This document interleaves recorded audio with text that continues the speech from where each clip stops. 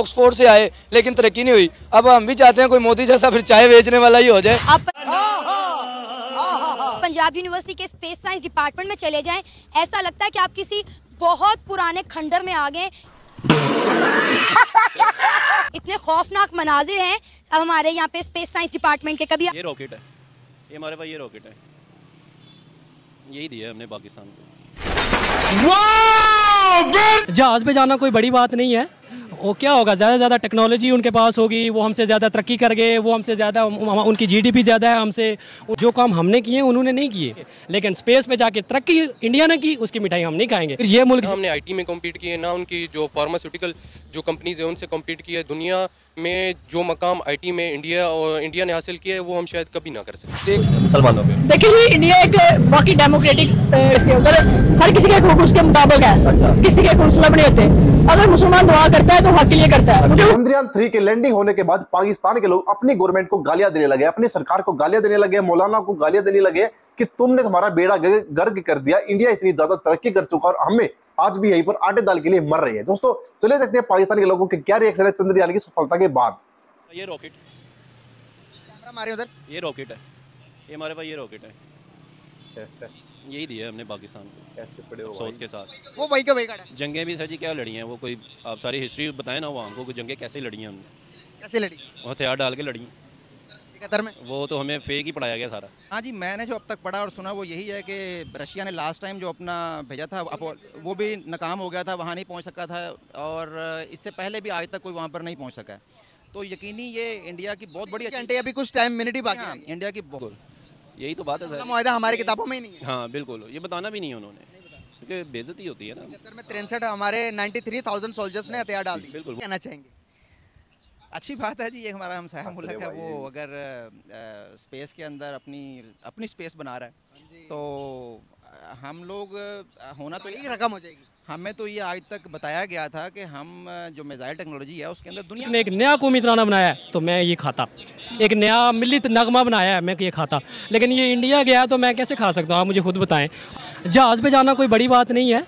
वो क्या होगा, ज़्यादा से ज़्यादा टेक्नोलॉजी उनके पास होगी, वो हमसे ज़्यादा तरक्की कर गए, वो हमसे ज़्यादा, उनकी जीडीपी ज़्यादा है हमसे। जो काम हमने किए उन्होंने नहीं किए। हमने क्या किया जो उन्होंने नहीं किया? हमने कौमी तराने बनाए हैं। अच्छा, हमने ये उन्होंने नहीं किया। हाँ, हमने कौमी तराने बनाए हैं। इंडिया वाला जब वहाँ स्पेस पर गए ना तो वो परेशान हो गए। जब वो वहाँ उतरे तो पता क्या लिखा हुआ था? क्या लिखा हुआ था? लिखा हुआ था ये मेजर जनरल गफूर की जो है प्रॉपर्टी है, यहाँ पे आप नहीं लैंड कर सकते।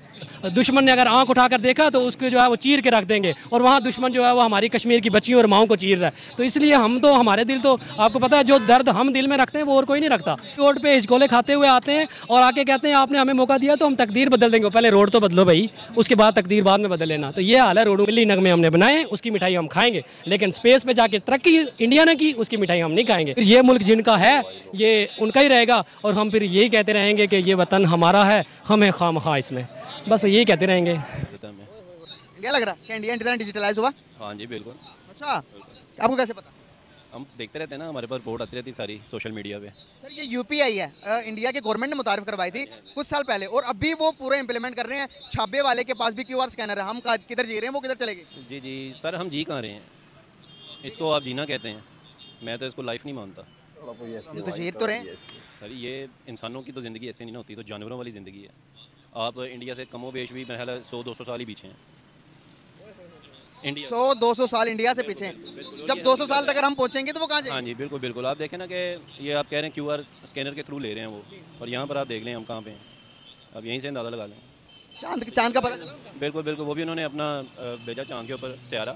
दूसरा उन्होंने इलेक्ट्रिक कार जो है उन्होंने अपने कितने वो बना लिए हैं। टेस्ला भी? बिल्कुल बिल्कुल। उसके अलावा एप्पल के स्टोर बन गए वहाँ पे। ठीक है, क्या इंतजार कर रहे हैं? हम इंतज़ार कर रहे हैं कोई फरिश्ता उतरेगा आसमान से तो वो हमारी मदद करे शायद। आज़ादी भी तो खुद ली थी, फरिश्ते ने थोड़ी दिलवाई। बिल्कुल, ली नहीं, आज़ादी कहाँ ली है, आज़ादी ली नहीं अभी तक। हम तो कह रहे हैं 1947 को हम आज़ाद हुए। नहीं हुए ना, आज़ाद वो हुए हैं, हम नहीं हुए। हम जहाँ थे हम वहीं खड़े हैं। 47 में सिर्फ हमारा मालिक चेंज हुआ है हम गुलाम ही। कैसे होते हैं? ऐसे। और फिर अभी ये चंद्रयान 3 की दफ़ा उन्होंने ये कहा कि हमारे मेन स्ट्रीम मीडिया पे दिखाना चाहिए, उन्होंने ये ट्वीट किया, वो लैदाबाद नहीं दिखाया गया। ये मतलब क्या समझते हैं आप? और दूसरे नंबर पे क्या ये सिर्फ इंडिया की कामयाबी है, क्या ये सिर्फ इसरो की कामयाबी है? नहीं, मैं तो सबसे पहले कहूँगा कि science is the common religion among all the people. और यहाँ पे नफरत फैलाई हुई है कि उसने वैसे कर दिया। और इस नफरत के पीछे क्या है? 1804 अरब रुपए का बजट। ये फिर आप सख्त बातें कर रहे हैं। जिस दिन ये 1804, अब देखिए ना, अगर सुलह हो जाती है, हम किसी ट्रीटी पे साइन कर लेते हैं, आज पीस ट्रीटी पे साइन हो जाए कि 100 साल के लिए हम जंग नहीं लड़ेंगे, ठीक हो गया। 100 साल के लिए हम अमन के, अब 2 भाई सुकून से हम साइयों की तरह रहेंगे, ऐसे ही है। ठीक है। तो मेरे बताएं 1804 रुपए तो लोग सवाल उठाएंगे। इवन पाकिस्तान अगर मेहनत करे तो हम तो यही चाहेंगे पाकिस्तान फर्स्ट क्लास। ऐसे पाकिस्तान नहीं, हम तो यही चाहते हैं कि पाकिस्तान तरक्की करे, लेकिन हमारे इस तरह मुंह बंद नहीं किए जा सकते कि जनाब इंडिया का तरक्की कर रहा है तो हम उसके ऊपर अप्रिशिएट ना करें। हम ये मुंह बंद नहीं कर सकते। देखो दुनिया ग्लोबल विलेज है, हम बात करेंगे। देखिए जी, हिस्ट्री का हर बंदे का देखने का एक अपना तरीकाकार होता है, लेकिन 1947 से हम दोनों ने इकट्ठा सफर शुरू किया था। उन्होंने भी इकट्ठा सफर शुरू किया था, हमने भी इकट्ठा किया था। और उधर जो जमहूरी इक़्तिदार है वो माशाल्लाह इतनी ज़्यादा प्रिवेल कर चुकी हैं, डेमोक्रेसी उधर वहाँ पे इतनी स्ट्रांग हो चुकी है कि वहाँ पे माशाल्लाह का तो सवाल ही नहीं पैदा होता। भाई मेन स्ट्रीम मीडिया पे दिखाएंगे, लोग गालियाँ देंगे, पूछेंगे भाई तुमने अभी तक क्या किया है, इंडिया कहाँ चला गया। अभी तो लोगों को, कुछ लोगों को अभी जो बेचारा गाँव में रहते हैं या दूर दराज इलाकों में रहते हैं, उनको भी इन चीज़ों का आइडिया नहीं है। बिल्कुल ऐसे ही है। ये तो हमें अभी भी यही बताया जाता है कि उधर बड़ी गुर्बत, उधर बड़ी भूख, उधर जो वो लोग पता नहीं हमारे से पूरी कंडीशन में, जबकि वो दुनिया की 5वीं बड़ी इकॉनमी बन चुका है। आज़ाद कश्मीर का जाके हाल देख लें। वो कश्मीर वालों से तो पूछो वो हमारे साथ आना भी चाहते हैं कि नहीं आना चाहते। मैं चाहता हूँ कश्मीर में रेफरेंडम होना चाहिए, बिल्कुल कश्मीर इंडिया के साथ जाए। जरा नम हो तो ये मिट्टी बड़ी जरखेज है साकी। नौजवानों को पता चल गया ना कि हमें सिर्फ नमी की ज़रूरत है, तो यकीन करें हालात अच्छे हो जाएंगे। लेकिन कभी वो लीडर आएगा कोई ना कोई ऐसा जो चाय बेचने वाला चाहे हो लेकिन तरक्की कर जाएगा। यहाँ सारे एचिसन से आए, ऑक्सफोर्ड से आए, लेकिन तरक्की नहीं हुई। अब हम भी चाहते हैं कोई मोदी जैसा फिर चाय बेचने वाला ही हो जाए। आप पंजाब यूनिवर्सिटी के स्पेस साइंस डिपार्टमेंट में चले जाएं, ऐसा लगता है कि आप किसी बहुत पुराने खंडर में आ गए। इतने खौफनाक मनाजिर हैं अब हमारे यहाँ पे स्पेस साइंस डिपार्टमेंट के। कभी आप गए, आपने विजिट किया? नहीं, पंजाब यूनिवर्सिटी का विजिट नहीं किया। तो आप जाएं, एक बार जाएं और जाके देखें कि यहाँ पर हमारी पंजाब यूनिवर्सिटी में स्पेस साइंस डिपार्टमेंट का हाल क्या है। उसके बाद फिर हम बात करेंगे इसरो के बारे में, स्पार्को के बारे में, चंद्रयान के बारे में। अब आप देखें कि वो हर चीज़ अपने मुल्क में बना रहे हैं और बाहर एक्सपोर्ट कर रहे हैं। और यहाँ पे 76 साल से बना रहे हैं आवाम को। ठीक है जी, ये मेड इन पाकिस्तान है बनाना, यहाँ पे आवाम को बनाया जा रहा है। और दूसरा मैं कहूँ ना, डकी का व्लॉग देख रहा था, उसने ई ट्रोन ली है, कोई 5-6 करोड़ की गाड़ी है ऑडी की। तो ऑडी की जो गाड़ी है उसको ना चार्ज किया जाता है।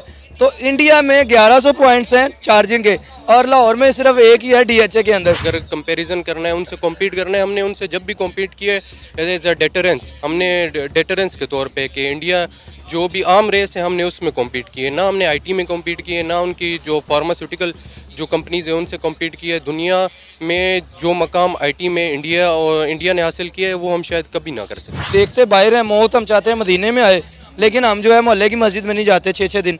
बात ये है कि आपने अगर मदीने में मौत मांग रहे हैं तो अमाल भी वैसे करें कि अल्लाह ताला आपको मदीने में सजदे के अंदर ही मौत दे। अमाल करें, अमाल नहीं करते, हम दुआएं करते हैं। और दुआओं से अगर कुछ होना होता तो आज कश्मीर पाकिस्तान बन गया होता, फ़लस्तीन जो है वो हमारा हिस्सा होता, मुसलमानों की हुक्मरानी होती। अल-कुद्स आपको पता है चंद्रयान 3 रॉकेट जो था वो चांद पे उतर गया, हमारा हमसाया मुल्क है। उसके अंदर वहाँ पे रहने वाले मुसलमानों ने भी दुआ की, ठीक है ना, हर किसी ने दुआ की। हमारे तो यहाँ पे अगर देखें वहाँ उन पर जुल्म हो रहा तो क्या वो इंडिया की मतलब जो खुशहाली है या उसकी सक्सेस में दुआ करते। हमारे यहाँ पे कहा जाता है कि इंडिया के ऊपर जुल्म होता है। तो आप इसके बारे में क्या सोचते हैं मुसलमानों? देखिए जी, इंडिया एक बाकी डेमोक्रेटिक हर किसी के हकूक उसके मुताबिक है, किसी के मुस्लिम नहीं होते।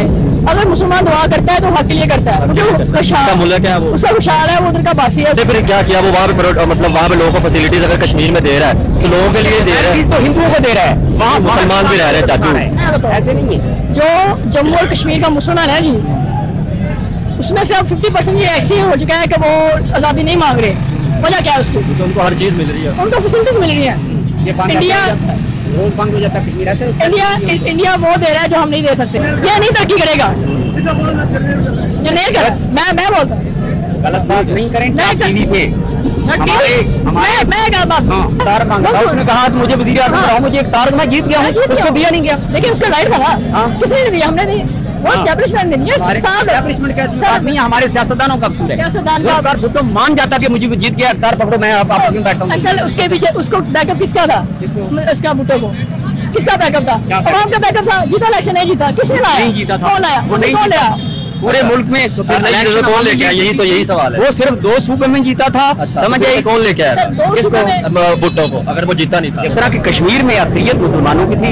यहाँ का सरबराह जो था वो एक सिख था, समझ आई, जिसने आबादी के डर से चोरी जो है इंडिया में जाकर वादा कर हम आपके साथ रखते हैं, जबकि उसे चाहिए था कि अपनी आवाम की मंशा के मुताबिक फैसला कर। लेकिन वो तो कहते हैं कि हमारे ऊपर पाकिस्तान ने अटैक कर दिया था, इसलिए हमने इंडिया से हेल्प मांगी कबायलियों ने।